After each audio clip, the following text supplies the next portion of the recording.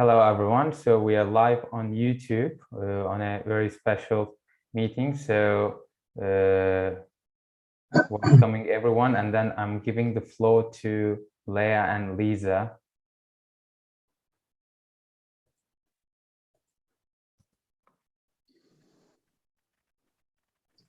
So hello, merhaba, shalom from Jerusalem.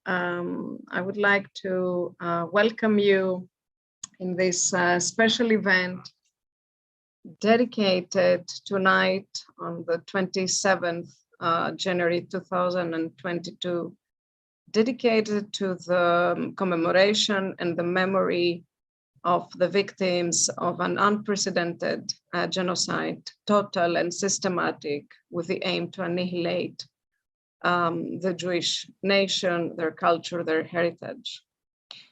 Since 1933 and until the end of the war in 45, and especially the day that it is being marked today, it is January 1945, the day that the Red Army liberated prisoners of the Auschwitz camp, among them thousands of Jews. So by the end of the war, from 33 until 45, approximately 6 million Jews were murdered. And it is their memory that we have gathered here tonight to honor. The nations of the world in 2005, November 2005, with a resolution voted by the United Nations. The nations of the world instituted this Memorial Day and thus made a commitment to always remember and never forget. Reminding also to each one of us and us all together to join our voices against forces of hate, who at times become bolder and bolder. Our generations, it is the last chance that we have to join our voices with those who experienced the events, with the eyewitnesses. And it is our last chance to hear a first-hand account of Holocaust survivors, of partisans, of rescuers, of righteous among the nations. Witnesses who recall and recount the events in the most humane, undiluted, and immediate way. Tonight with us, we have the honor to have Mr. Peter Rosenfeld.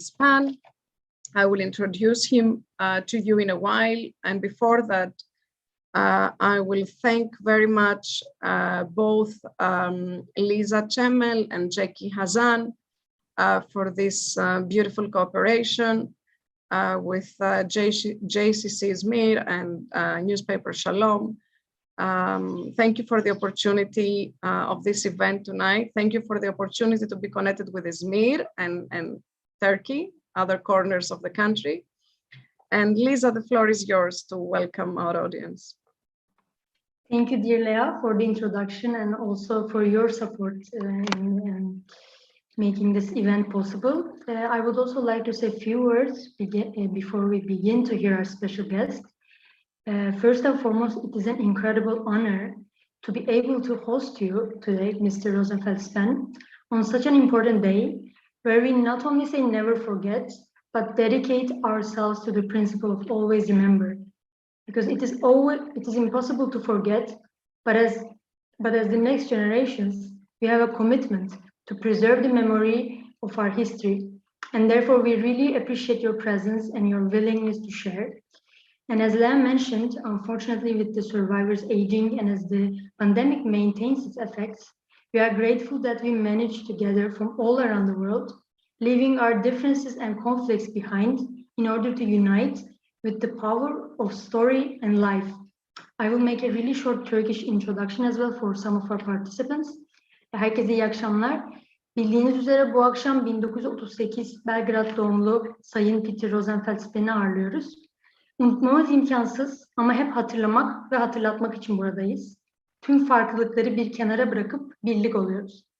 Hem pandeminin getirdiği zor koşullar hem de yaşça büyük survivorlarımızı korumak adına Zoom üzerinden buluşabildiğimiz için çok mutluyuz.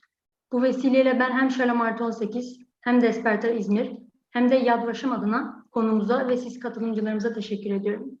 And I will again leave the floor to Lea for introducing our guest. Thank you. Thank you very much, Lisa. So I will proudly introduce, we are very honored, Mr. Span, to have you with us. He's getting connected from LA. These are the good aspects of the Zoom, in this world of Zoom fatigue that we all live in. We are hosting him from Jerusalem and from Izmir. We're connected to him, who is in LA at the moment at 10 o'clock in the morning. I will say just a few words. Peter Rosenfeld Span, he was born on May 19, 1938 in Belgrade, Yugoslavia, which is nowadays Serbia. As I said, he currently lives in Los Angeles. He's a survivor of the Holocaust who spent most of World War II in Hungary. And he was ghettoized, he was in a ghetto, he was sent to transit and labor camps during the war, for the whole duration of the war. And he luckily managed to survive. And he has been giving lectures to broad audience in Mexico, Los Angeles, and other places for the past at least 10 years. Please correct me if I'm wrong. And he will talk to us about his family, how they managed part of the family to survive, life in Hungary, and what happened in his family during World War II.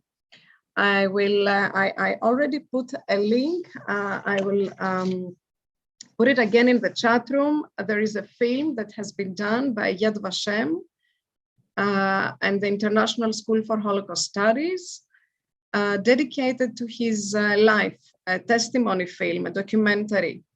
The title of the film is My Mother Told Us Not to Run. It is on YouTube. I'll put the link in the chat. And it's also in Spanish, as he just told us a few minutes ago, with the title, Mi mamá nos dijo no corran. Thank you so much for being with us. And the floor is yours. I will invite everyone to put questions, eventual questions, remarks in the chat. You can write either in English or in Turkish. Lisa will help us with the Turkish language. And Peter, the floor is yours. Thank you for being with us. Thank you. Can you hear me, everyone? Can you hear me okay? Well, I was born in May 1938 in a very happy family. I'm the youngest of three brothers, and the youngest one is always protected by the older brothers, and also he's the favorite of his parents. So I never had any conflict with my brothers or with my parents. I was a happy child in a happy family, in a very wealthy family. My parents got married in 1930, and they traveled everywhere. They went in a honeymoon, they went to the south of France, to Nice, to lots of places. And then in 1935, they went to Israel, to Jerusalem. I have a picture of them at the Wailing Wall in 1935, together with older people and with women, something you cannot do today. When I was 3 years old, in April 1941, the Germans bombed Belgrade. And that's when I had my first ever memory, when I was 3 years old. And I remember that it was very, very noisy. We had a very large home, larger than any other home on the block. And we were the only house with an underground garage that could fit 2 or 3 cars. And the day of the bombing, my father opened the doors to the street, so anybody that was on the street and people on the block could walk into our basement to protect themselves. And my first memory is that I was in the basement with my nurse. I had a nurse. And this man ran in with his hands covering his face. When he took off his hands, he was all covered with blood. And my mother ran to him, and my nurse turned around and took me out of the basement. So I don't know what had happened to the man. And then my next memory, I have 3 years without any memories. Then 3 years when I was 6 is when the deportation started. And that's when I started having many memories. People ask me, how can I remember things when I was 6 years old? And I tell them, everybody remembers. Some people remember when they're 3, 4, 5, 6 years old, but there are memories that last 10 seconds, 20 seconds. You remember your first birthday cake. You remember the first time that somebody spanked you. You remember, so they're very vivid memories. We don't remember how boring life was, but we do remember very small 10-second or 20-second memories.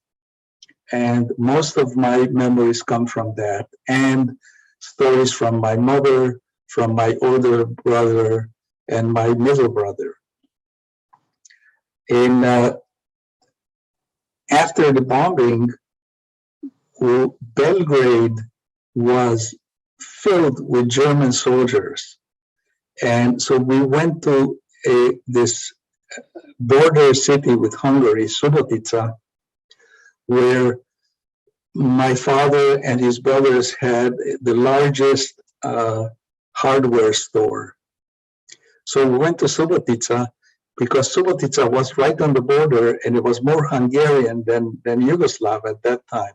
And everybody spoke Hungarian, and everybody spoke Serbo-Croatian. And we lived there pretty happily until 1944. Before that, before 1944, 1939, my parents decided to make a trip to America to choose the country where they were going to move, because they knew that they were not going to stay there forever. And not only that, but they named their 3 children not with Hungarian names, not with Yugoslav names, not Jewish names. They decided that because they were not going to live the rest of their lives in Hungary or Yugoslavia, they named us the most popular names in the world, which are the apostles. So they named us John, Paul, and Peter. And so in 1939, they took a cruise ship from the coast of France to New York. And in New York, they met old classmates from secondary school in Hungary, the Fleshes. And then they went to Mexico. My mother had her only brother that was living in Mexico since 1932. They fell in love with Mexico. Many years later, my mother said that Mexico City was one of the 3 most beautiful cities in the world. And she said the 3 most beautiful cities in the world were Mexico City, Cairo, and Barcelona. Now, Barcelona is still one of the most beautiful cities in the world. Cairo is horrible, and Mexico City, except for downtown, is horrible also. The traffic, the smog, the aggression. So anyway, they fell in love. And on the way back in New York City, the Fleshes, their friends, told them, don't go back. Just send for the children, because we hear that things are very bad in Europe, and I don't know if the war already started against Czechoslovakia, or it was going to start. And my father said, we have to go back because we have to sell the house, we have to sell the business, we have to sell the car. And so they went back, they came back to Subotica, and they didn't do anything. My father was the younger brother, and just like I am the younger brother. And any one of you who is the younger brother knows that the younger ones have no say in any decision. The older brothers decide everything. So they didn't sell the business, they didn't sell the car, they didn't sell the house. So we stayed there pretty happily until 1944.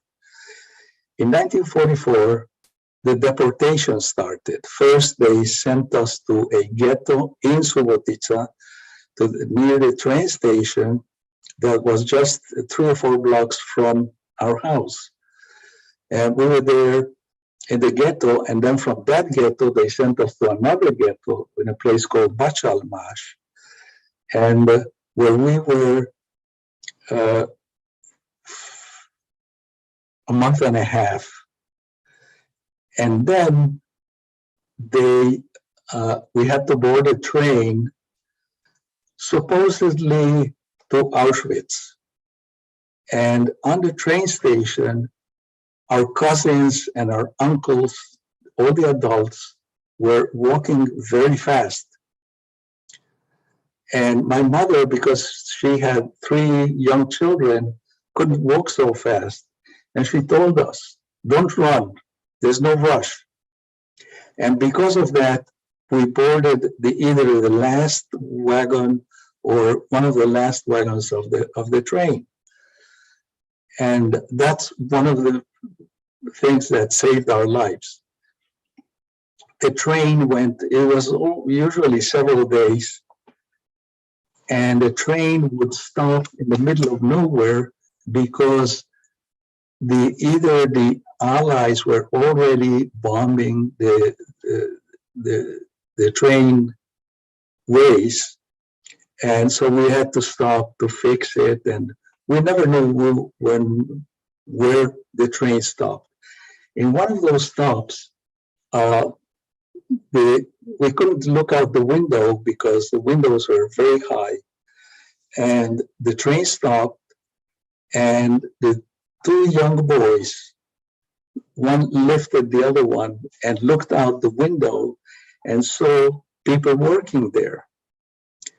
And well, I forgot to tell you that my father was sent to forced labor with a Hungarian brigade 2 years before we were taken, from 1942. So the boy looked out the window and saw some men working, and he turned around and he announced to everyone in the train, out there are people from Subotica. Who is from Subotica? My mother said, I am. Lift me up, I want to see. And they lifted my mother, and she saw my father outside. He was one of the workers out there. And my father said, I want to board a train, I want to go with you. And my mother said, no, you can't.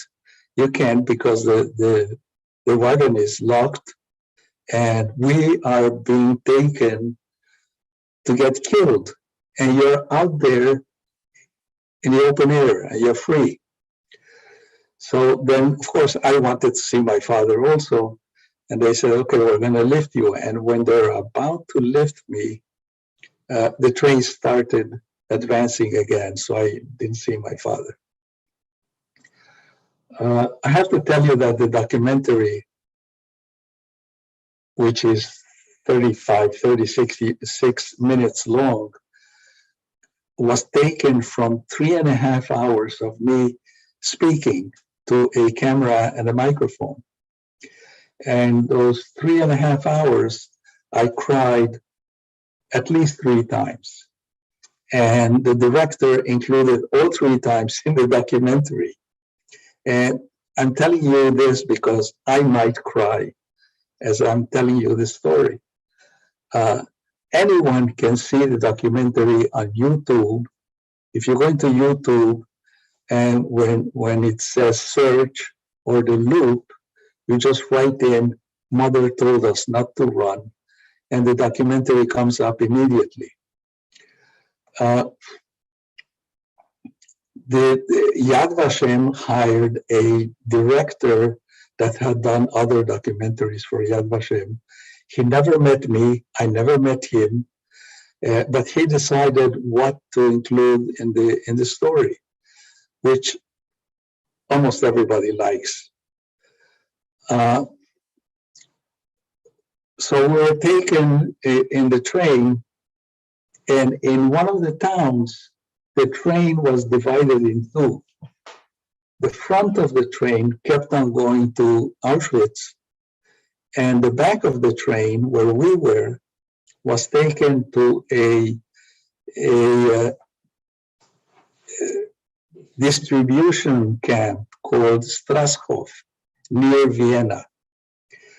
And we were in Strasshof for 4 days, which were the worst days of my life, because they separated us from my mother. And it was the first time in my life that I was separated from my mother. So I cried nonstop, grabbing onto my older brother, Ivan. And we saw my mother at least once, maybe more times, on the other side of a fence. And she would get close to the fence to speak to us, to see us. And a German soldier would push her away, so she wouldn't be touching the fence. So that was even worse. Not only I was separated from my mother, but there was a soldier pushing my mother away. And then from Strasshof, we were taken to a small town, 25 kilometers from Vienna, called Ulritzkirchen. And we spent the next 9 months in Ulritzkirchen, which was a labor camp that we were, 50 of the order of the story is, I have to go back. The mayor of Vienna, this is 1944, the mayor of Vienna requested 30,000 slaves because all the adult Austrian and the adult Germans were either dying in France against the Americans or dying in Russia against the Soviets. So there were no labor to work on industry and agriculture. The mayor asked for 30,000 slaves, and Adolf Eichmann was already negotiating with a Jewish leader, and he requested the 30,000. And the 30,000, we were among 15,000 of the 30,000. 15,000 were sent to Auschwitz by mistake, and the other 15,000, where we were taken to Vienna and small villages around Vienna. We spent there in Ulritzkirchen 9 months. The adults, they considered that the adults, anybody over 12 years old was considered an adult, and he had to work with the adults in the reshaping of a small stream. So my mother and a cousin and her older sister that was in the camp with us were working all day long. And Ivan, my older brother, was with them.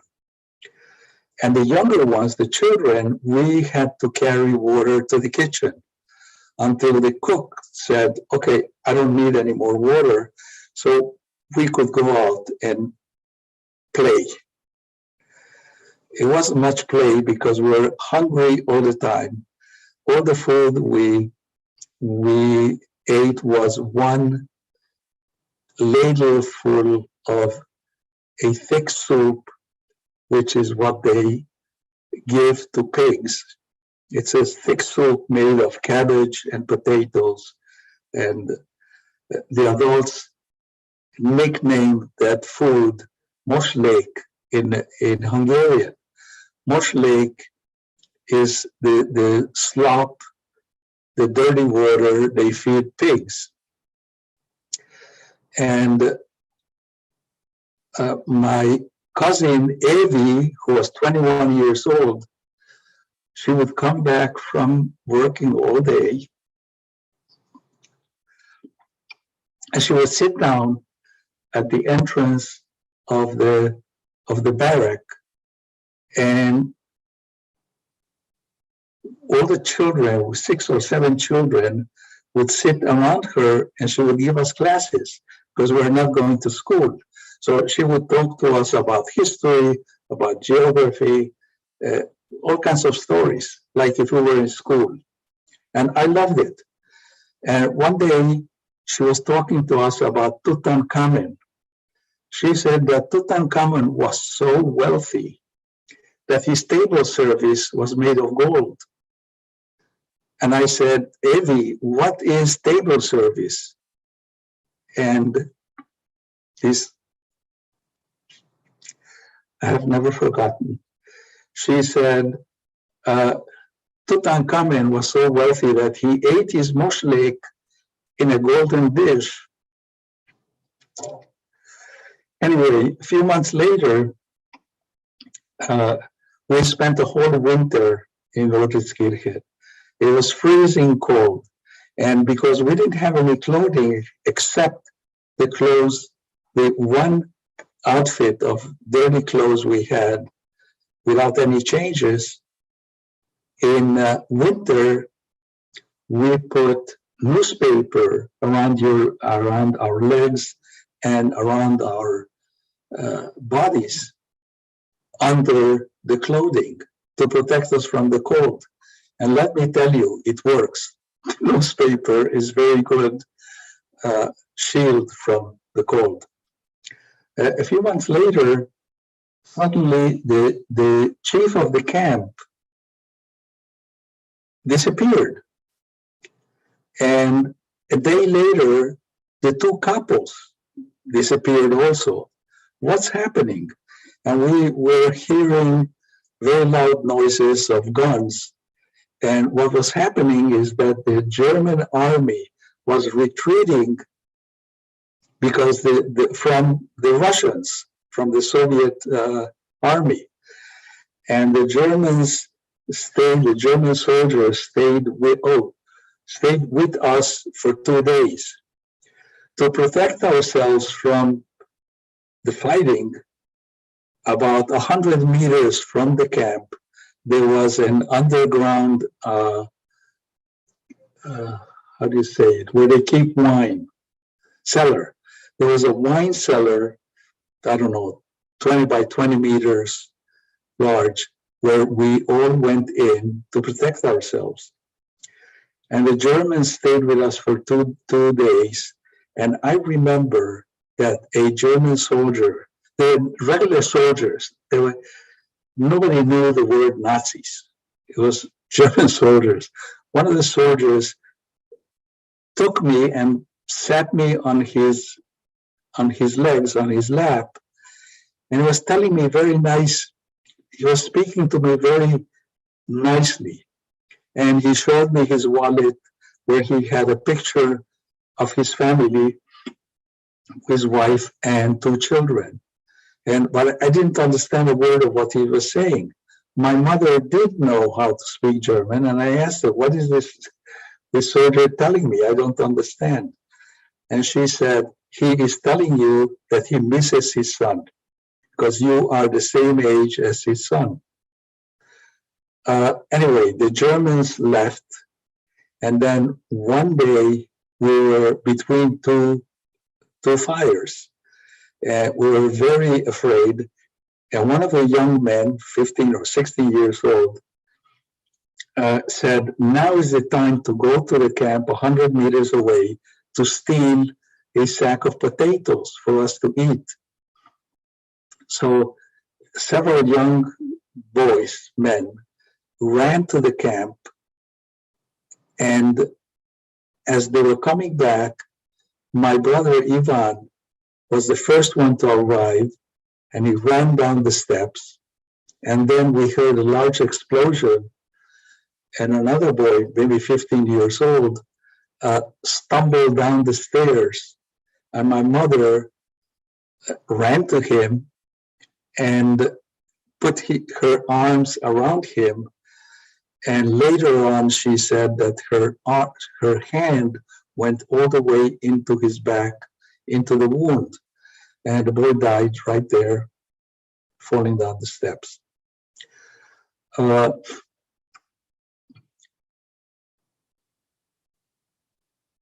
When this fighting between the Germans against the Russians, when it ended, the Russians arrived. And I distinctly remember one thing about the Russians. They wanted watches. They were screaming all the time, "Davai chas, davai chas, davai chas." Give me watch, give me watch. Not only we didn't have watches, we didn't have anything. And I remember that the soldiers everyone had a watch. And the sergeant had 7 watches on his forearm. And I was already 7 years old, and I remember thinking that I don't think these guys know how to read the time. They want the watches, but they don't know how to read them.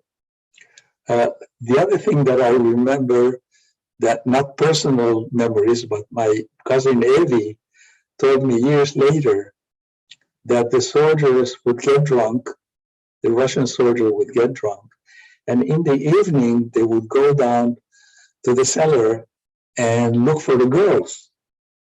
And my mother and the other adults that already knew the tricks said there were no girls here, there's only little boys. So what Evie told me is that they used to lie down the girls on the floor. There were, I don't know how many girls, between 15 and 21, and they would lie them on the floor, put blankets on top, and then on top of those blankets, they would lie us, all the children, and then on top of the children, more blankets. So when the soldiers went down drunk looking for the girls, they would tell them, there were no girls, there's no girls here, only little boys. And my mother was, I believe, 37, but she must have looked like 75. The day after the Russians left, the adults decided that was immediately we had to leave the camp and go to Bratislava. And the reason they wanted to go immediately is because they're afraid that the Russians would retreat and we will be caught with the Germans again. And so that's another one of my crying days. I remember I cried all day long because we walked from 7 o'clock in the morning in a rainy day all day long. And at about 11 o'clock in the morning, I saw my first and only dead soldier. The adults used to shield us from seeing anything bad. Even in the camp, when one of the older men died, they would not let us see anything. They would put us on one side. But this time, they didn't have time to shield us. So I saw these dead German soldiers covered with brown blood. And I remember thinking, blood is not supposed to be brown, it's supposed to be red. And then I realized that it was dry blood. This soldier had been dead for a day probably. Then anyway, then we arrived in Bratislava, and then American trucks took us to Budapest, and trains. We took 14 days from Orlickskirchen back to Subotica, a trip that today would take 5 hours. We took 14 days to get back. And when we got back, it was, how do you say, nobody could be out in the street after 8 o'clock in the evening. It was still military time. So we arrived in Subotica at, I don't remember, 7 or 8 o'clock at night, and they didn't let us go home, which was only a few blocks away, because there was this military order not to be out in the street. So very early in the morning, we walked to the house, and the big question was, my father, is he home? Is he back? And we rang the bell, and it was still dark. And he opened the door, which within a few seconds, he said, I woke up like an hour ago, and I couldn't go back to sleep. And so I was so happy. We sat in the living room of the house, my father in a sofa in front of us, and my mother and the children to the other side. And they were telling each other what had happened to them in the last 2 years. And I was jumping to sit next to my father, and then I would come back and sit next to my mother, and then again next to my father. I was the happiest kid in the world. My father had been beaten many times during forced labor, and he had a kidney problem. He had to be hospitalized, and he came home 3 months before we came home. And his friends helped him go to a hospital, and then they took him from the hospital, and they helped him go back to Subotica. And in Subotica, he had to also check into a hospital. And not only he had the kidney problems, but he had a bleeding ulcer. And I remember about him that he would go to the sink and vomit blood. And what happened, this is not in the documentary. The director skipped this about the bleeding ulcer. The doctors told him, you either operate your ulcer or you will die. And what happened is that he died during the operation. And so I was 7 years old. My mother did the right thing to do. She insisted that we should go to the funeral. And I remember that funeral because it was a horse-drawn carriage where the coffin was, and we were all walking behind the carriage. And people on the sidewalks would take off their hats in respect as we were passing by. The uncles and adults would tell my mother, don't take the children, don't take the children.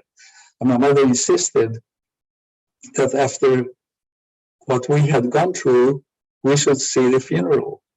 Many years later, a psychologist friend of mine told me that was the right thing to do, because when you don't see the body getting into the ground, you fantasize your whole life about what happened to the dead person. Anyway, after that was 1945, and we stayed in Yugoslavia until 1947. In 1947, we were in Belgrade in our big house, and the new communist government came to the house and told my mother that the house was too large for one family. 3 more families are going to move in with you. And that's when the Jewish princess said, absolutely not.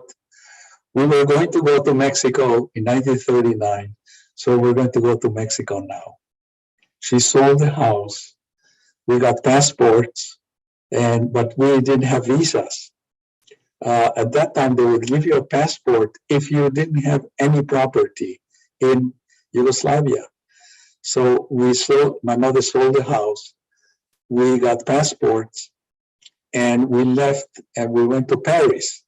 And we lived in Paris for 4 months, which is what took my mother to get the American visa and the Mexican visa. And after 4 months, we sailed again in an American ship, where cargo ship, not passenger ship, where the sailors would bring baskets filled with oranges and tell us, take all the oranges you want. They're all free. I couldn't believe it that I could get an orange every hour.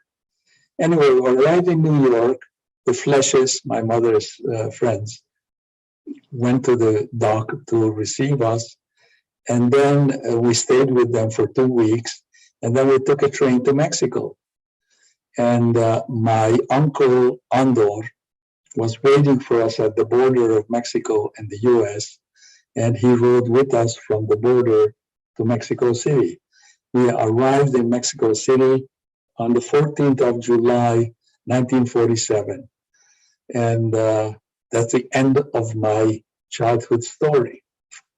And then, why did I survive? Why did I survive? In the documentary, I mentioned that I like to say that I won the lottery 7 times. But in the documentary, that's it. They don't say the 7 times. So the 7 times, I wrote it down because I know 5 or 6 by memory, but I don't remember all of them. Number 1, we were deported in 1944. If we had been deported before 1944, they would have killed me in the first 15 minutes of arrival in any one of the large camps. All the children and older men and women were killed almost immediately. Then the second one is that we were not sent to a large camp. We were sent to a small. There were still 6 large extermination camps. Most people don't know that there were only 6 camps where they exterminated Jews. There were 1,600 small labor camps. We were in one of them. The number 3 was, don't run. There's no rush. So we stayed at the end of the train. The number 4, they were taken to Strashof instead of Auschwitz. And when we arrived in Strashof, it was already underway, a negotiation being done by Germans and Americans and Jews called Jews on Ice, or Blood for Goods. The Germans wanted 500 trucks, 5,000 trucks, coffee, tons of food, and lots of money. And there was some money, but there was no trucks anywhere. And the Americans would say, even if there were trucks, we would never give them to Germans because they would be use them against the Soviets, which are our allies. And so we were taken to Vienna. And in Vienna, half of the Jews, half of the 15,000 were to the city of Vienna, and the other half to small towns. And the Jews in Vienna, almost every day, the Americans and the British were bombing Vienna. And the Jews could not get into the shelters because they were Jews. And the following day, the Jewish children had to go into the rubble and pick out bodies, dead bodies, or pieces of bodies. And I wasn't there. I was in Ulrichskirchen.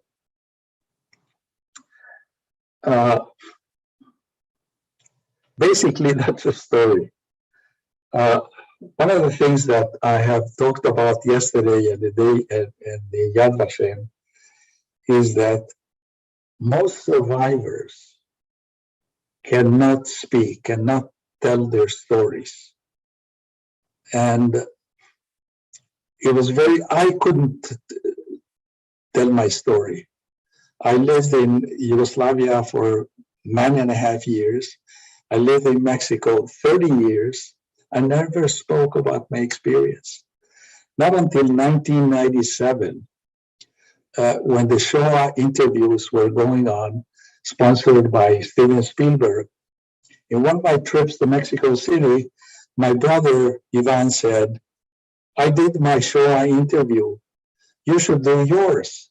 And I said, no, I'm not going to do it because we all have the same stories. We were all taken to camps where they tried to kill us. We survived. And now we're here. All of us have the same story. And so my brother was quiet. The following month, I went to Mexico also. I used to go every month for a week. My brother said, Sunday at 11 o'clock, you have an appointment for your Shoah interview with Malka Izbitsky. So I couldn't say no. At 11 o'clock on Sunday, I went to Malka's home, and she had a camera, and they taped me, and I spoke for the first time in my life. I spoke 3 hours about my childhood. And Malka was smiling once in a while because she had heard my brother's story, who was already 12, and she knew the different stories. So she would smile whenever I would screw up and say, we were 350 in the camp. We were only 62 in the camp, and which I didn't know. I imagined this crowd. And then I said there were many German soldiers in the camp guarding us, and there were no German soldiers. There were only capos. The German soldiers were guarding outside the camp, not us. And then 1997, nothing happened. I never spoke again to anyone until 2002. My granddaughter, who was already 12 years old, asked me to write a story. So I sat down a Sunday afternoon, I started writing, and I wrote 3 pages. I sent it to her. She was doing a work for her school called Shorashim, which is the story of her family. And she included my story and her father's her father's side stories, which were fascinating also. And she got the first place in her school. And the director of the school told a woman whom I knew, she said, I read your story and I cried. Anyway, then nothing happened because I had to write it and I didn't have to talk. I forgot it. It wasn't important. The difficult thing is to speak, to tell my story. In 2007, this was already 9 years after the Shoah interview, the granddaughter of my wife, Lola, said, I used to be able to speak about this in very small groups, 3 or 4 people, family reunions, but never openly to public. And so Lola told me, it's a month of the Holocaust in Los Angeles. Would you come to my classroom to tell us the story that you have said here at home? So what could I say? Of course, I said yes. So 2 weeks later, 3 weeks later, I went to her classroom, and I've prepared a slide presentation with the whole story, which you cannot make it funny, but I tried to make it entertaining. It wasn't we suffered so much. And I showed it to them. They were 12-year-old kids, sixth grade elementary school. And 2 weeks later, Lola said, "You were right." Another woman came to our classroom to give us her story, also a survivor, and she sat on the desk, she covered her face, and all she said, "Ay, we suffered so much. Ay, we suffered so much."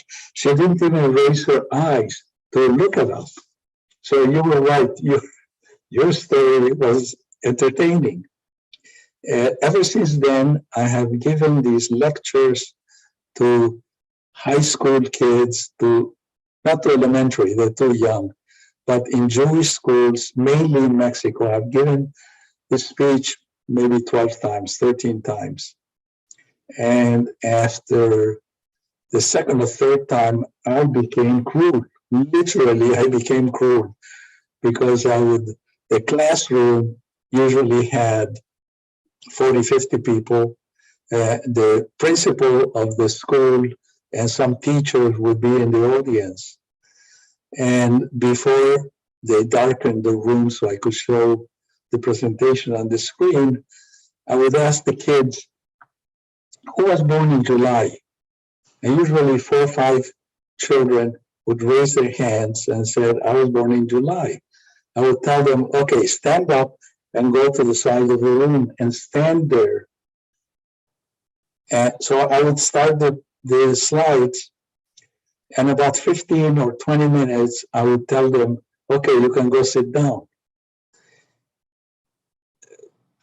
And I would tell them, the reason you're standing there is because you were born in July, no other reason. And of course, the message was, you were sent to a camp because you were Jewish, no other reason. One of those times I forgot about the kids, and they were standing there for 45 minutes. And one of the kids in the audience, not the ones that were standing, said, why are they standing there? Why do you keep them there? So I forgot about them.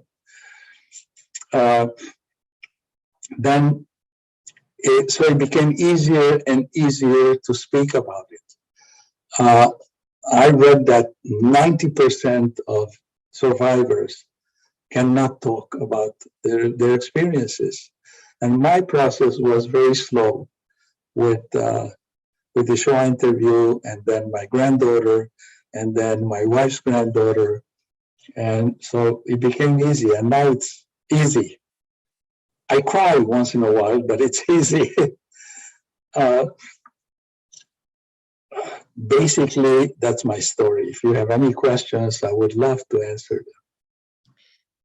Thank you so much for sharing with us this very moving story. You're an absolutely charismatic speaker, and it was really very moving. I having watched the film, I wanted to ask you about the 7 times of that you won the lottery. So you already answered this question yourself. And if I may, I will ask a couple of questions, and if there are any more in the chat, you're more than welcome to place them. Can you tell us a bit about life in Hungary, about moments that you felt anti-Semitism, if there were incidents that you would like to share with us? This is one question. And then I will, of course, I wrote down all these dates that you mentioned, the 97, which was the very first time that you spoke. And then 2007, and the film with Yad Vashem was done very recently, but we are very proud to have it, and we are currently translating it in many languages. Serbian, very soon, is the first one to come in. Maybe also in Turkish. So it is, you said all of us, we had the same story, and this is one of the reasons why you didn't see the reason in sharing it at the beginning. However, as you very well said, a very big percentage of survivors did not want to share their story. And there have been different reasons, among them family reasons, like in the case of the grandchildren, that made them open up and come in front of audiences and share the story. So I would like to ask you a little bit about Hungary and also about what was the level of awareness? I mean, your parents, what did the community know about the events that were transpiring? And if they had any knowledge, and what made them stay for so long? Why didn't they decide to leave also earlier? Well, there was, you mentioned anti-Semitism, and in the documentary, I tell a story of my first personal experience with anti-Semitism. Subotica is a small city where 6-year-olds are able to walk anywhere within 10 blocks to home. And my mother asked me to go get a bottle of milk. She gave me an empty bottle. I walked, I don't know, 4 or 5 blocks to the store where I bought the milk, and I had the bottle. Oh, wait, we had to wear yellow stars. And I remember my mother sewed yellow stars, and she put one on my blue sweater, and I was wearing it. We had, in public, we had to wear the stars. So I went to the store to buy the milk. I got the bottle of milk, and walking back home, I saw on the street, on the other side of the street, 2 boys, older than I was. And when they saw me, they started crossing the street. And I said, I know now something bad is going to happen. And I was right. They beat me up. I dropped the bottle, broke the glass, and the milk got spilled on the sidewalk. And I went home crying, and I told my mother that the story, and I told her that I broke the glass with milk. And I expected of her to give me a spanking because I broke the glass. And I didn't brag. So, but instead of that, she hugged me. And I didn't understand why she hugged me. She should have spanked me because I broke the glass of milk. Anyway, that's my first anti-Semitism experience. And since then, probably all of you and me have experienced many, many instances of anti-Semitism. Anyway, that was your question. And then I forgot what Sorry, I was muted, I'm sorry. So also about the level of awareness about the historical events that were about to transpire, the community on the family level, if you have any memories. I was not aware myself. I was not aware of politics or what was going on. I knew that we were in danger most of the time. My parents probably knew what was going on, but didn't have any, I don't think they had any details of what was going on. There was no information about what was going on in the war in France or in Russia. So I think they knew what was going on, but I didn't until you mentioned, dear Peter, earlier about the Jewish princess who was ready to go even before. You mentioned also before deportations, there was a plan to leave to Mexico at because some point. When they got married, they knew that there was anti-Semitism everywhere in Europe. Mm-hmm. There was no aggression, there was no war, but there was anti-Jewish demonstrations everywhere. And that's why they named us with the names of the apostles. They didn't name us Moshe or Freke or Boran or Lajos, the most popular names in the world. And so because they knew that they were not going to stay there the whole lives. And then they were right. They did stay there the whole lives. And but that's a reason. If they had listened to their friends in New York, they would have been able to send for us. But then after, like in 1941, 42, in 1941, my father got a letter from the American Embassy granting a visa for the whole family, providing these 3 things that you have to accomplish. One of them, to open a trust of $10,000 that would give us like $300 a month for 10 years. My father had no problem. She could open the trust with $10,000. Number 2 was provide tickets to go from Hungary, Yugoslavia to America, and which was impossible, which was possible. My father had the money to buy train tickets to France, train tickets to the coast, boat tickets. He had money to do that. But the third one was impossible. Transit visas. France was already German. Belgium was already German. Hungary was already German. So there was no way, even if we had the tickets, we couldn't go, we couldn't get the visas. So 15 days after that letter is when the Germans bombed Belgrade. So they did have the intention of leaving, but it was too late.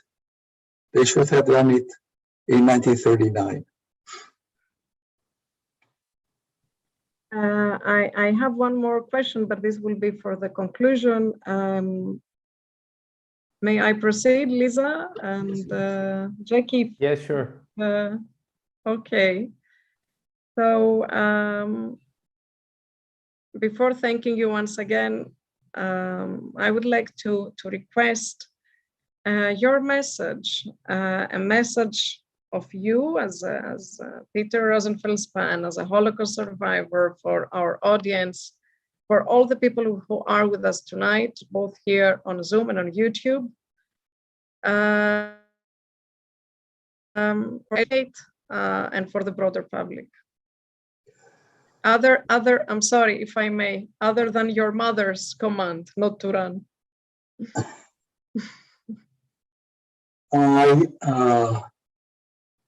Before the Yad Vashem presentation a few days ago, I got into the Zoom half an hour before, and we were discussing. I said, that's the most difficult question. What do I tell younger people of the next generation? And so I told him the most difficult thing, that's the most difficult question. And I have 2 choices to answer. One of them is to talk about evil.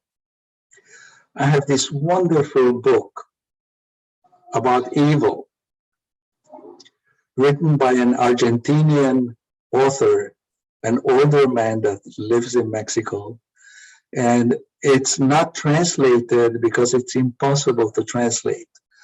The title of the book is Towards a General Theory about in Spanish, it's hijos de puta, son of whores. But in any language, it's not as hard as hijos de puta. Hijo de puta is 10 times worse than a son of a bitch or a son of a whore. And so they never translated. I loved the book. I devoured it. I finished it over a year ago. I could talk about that, but Perla said, no, we don't want you to talk about the evil. Oh, the book is evil inherited? Is evil learned? Or is it biological? Very interesting. But I can tell you only one quote from the book. Abby Hoffman was a hippie philosopher that lived from 1936 to 1989. And he said, if men were made to eat, had to eat everything they kill, there would be no more wars in the world. And it's amazing. If men had to eat everything they kill, there will be no more wars in the world. So that's the only thing I can say. And my other choice was to talk about anti-Semitism. And Perla and Eliana, they all said, yeah, talk about anti-Semitism. And just 6 days ago in Mexico, there was a university professor that said to her class, in her class, there was only one Jewish girl. All the other ones were not Jewish. She told a joke. And I'm going to tell you the question, but I'm not going to tell you the answer. She said, what's the similarity or the difference between a pizza and a Jew? And her Jewish pupil stood up and left the classroom. And all the other ones accused her of being anti-Semitic. And they told the principals of the university. Anyway, then they ended up kicking her out of the university. And then 5 days before that was the Texas synagogue where this crazy guy held the 6 or 7 people that were in the synagogue, held them hostage for 11 hours. And it turns out that the rabbi threw a chair to the assailant. And then the FBI was already there aiming and they killed the guy. So we have anti-Semitism everywhere, all the time, nonstop. And the only way to get rid of it is education, to educate everybody, Jews, non-Jews, everybody, not to say anything derogatory about Jews, about Christians, about Catholics, about Muslims. Everybody should be respected. It's not much of a philosophy, but that's all I can say. It is very much of a philosophy at the same time. When I was contacted by JCC Izmir and by Lisa and Jackie a couple of weeks ago in order to organize this event, the question that I asked them was, what is the audience? What is the purpose? I understood, of course, it is the International Holocaust Remembrance Day. So Jackie told me, it is for us, it is for the Jewish community of Izmir and beyond, and it is for the broader public. And the aim is to raise awareness. So I suppose, and I'm certain that we fulfilled this goal thanks to you tonight. Lisa, you have one more question. It was addressed to you in Turkish. If you can translate for us, please. Yes, exactly. Thank you for your sharing for your story and for inspiring us with especially with your last comments and your bravery. There has been one question about regarding the names you mentioned, because you said your parents didn't name you either Jewish names, Hungarian names, or Yugoslavian, and they knew that they were not going to stay there for so long. And I was wondering, how did this impact you in terms of identity and outlook on life? because I think many people in Turkey and elsewhere can relate to this, how it is perceived when your name is different. I never even knew this story until I was older. When I was born, my birth certificate says Petar in Serbian or Peter in Hungarian. And then when I arrived in Mexico, I was Pedro. For 30 years, I was Pedro. Everybody that met me while I was in Mexico, still today, they call me Pedro, and I accept that. And then when I moved to California, I became Peter.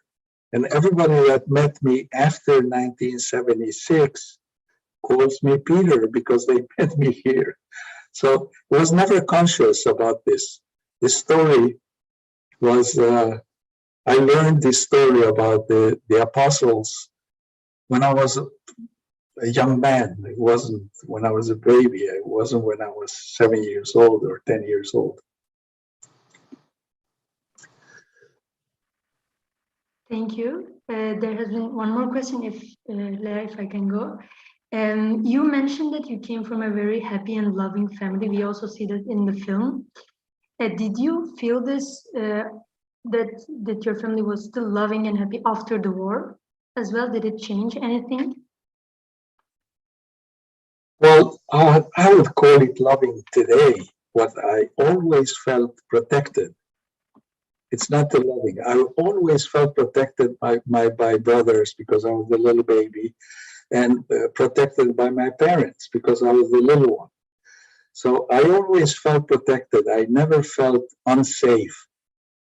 My mother was there all the time. Every time I wanted to ask something or I needed my mother, she was there all the time. The only time where she was not there was in Strashof. That's why I cried for 3 days nonstop. But I always felt safe. I've always felt protected. And we are always with one last question. So this, with your permission, a last question. It was addressed to me. This question, for your information, Peter, came from Greece this time. Okay. And it is even written in Greek. So Odette is asking how the Sephardic background affected the choice of Mexico. Would you think that it was due to why Mexico and not some other country, even in 41 and later on? My mother's family were 6 girls and 1 boy, and the boy ran away when he was 26 years old or 27 years old. He ran away. If I was him, I would run away from 6 sisters. And he appeared in Mexico in 1932. I don't know what adventures he had, but he arrived in Mexico and he was living in Mexico in 1939 when they were very religious. My grandfather made all the girls sit Shiva because whenever a boy left home or escaped from home, he was dead. So the rest of the family had to sit Shiva, like if he was dead. So my mother told us that they cried, all the sisters sat and cried all week long because they had to, but they really loved their brother. And after a few months, he sent a letter and they started corresponding with him. And that's why in 1939, they decided to go to Mexico to visit him. And here was the reason why Mexico. We could ask more and more questions. Thank you for this really fascinating talk. I want to tell you something that it's not a question. Yesterday, we had a meeting just like this for Mexicans. And in the conversation, I said that for many, many years, I've been thinking why people cannot talk about their experience. I have asked myself for years and years, why people cannot talk about it? And I came to a conclusion for the first time, not a conclusion, an answer for myself about 3 months ago. It's like having been raped in public. So if you have been raped in public, it's impossible that you can tell the story. And for myself, just imagine I was raped in public when I was 6 years old. That's why I couldn't talk. And that's why most people, I think this is my answer. I don't think there is an answer, but I accept it as my answer. The reason people cannot talk about it is because of what I just said. Just imagine a 20-year-old or 25-year-old that went to Auschwitz and survived. He cannot tell the story when he was 50 years old, when he was 60 years old. I also said a story about when I did my Shoah interview. Malka, the interviewer, made a mistake. I think, still today, I think she made a mistake by telling me a story. Before I started talking, she said that a week before, she had an older man, for the first time in his life, telling the story. And he collapsed. And they didn't know what to do. They had to call him, they didn't know how to revive him. And they had to call an ambulance. And an ambulance came and they took him to a hospital. His story, this man in his 50s, he never told the story to his older children or grandchildren.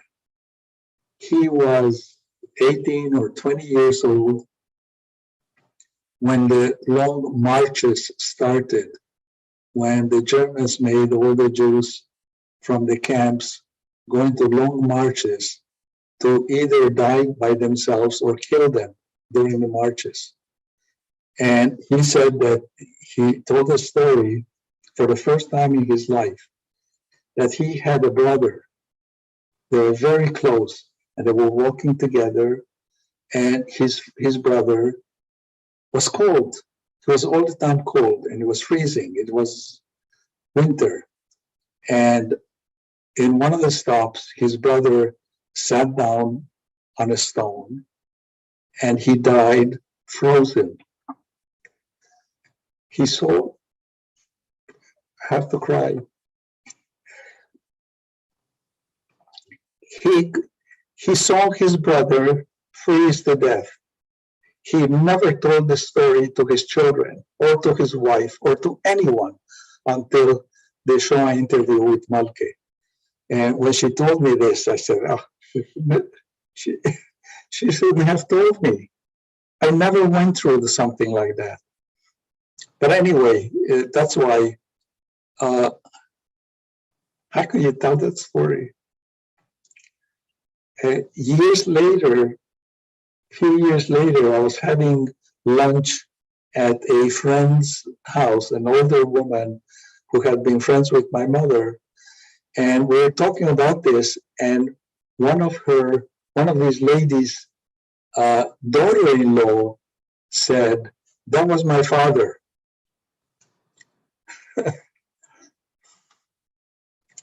But, she had never heard the story. But anyway, just an idea. Why can't people talk about it? And now, every year, there are less and less of us. And most of us were children when the Shoah happened. Anyway, now you can say goodbye. No, I cannot. We are lucky, in between brackets, to be the last ones to be able to hear first-hand testimonies, and also within my work in the International School for Holocaust Studies in Yad Vashem, we keep trying to find substitutes, if I may say so, to this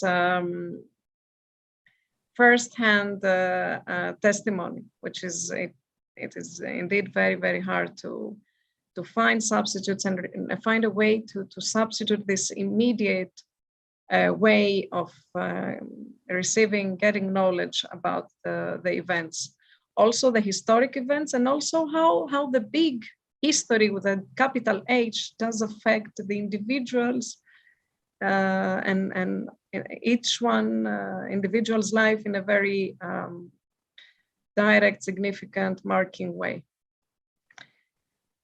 Dear Rosenfeld Span, thank you so much. It was a great honor to have you with us. Thank you, this distinguished guests, for staying with us and listening to our story, for getting connected.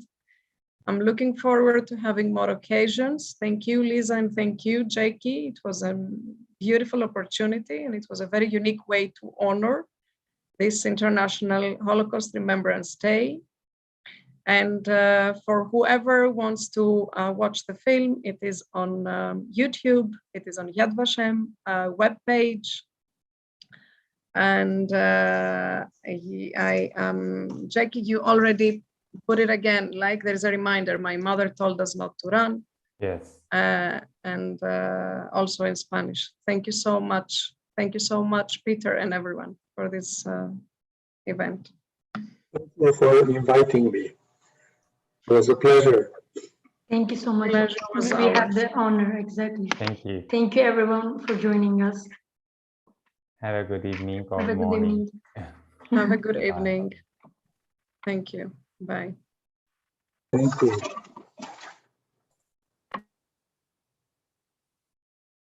Lisa, how do you say good night in Turkish?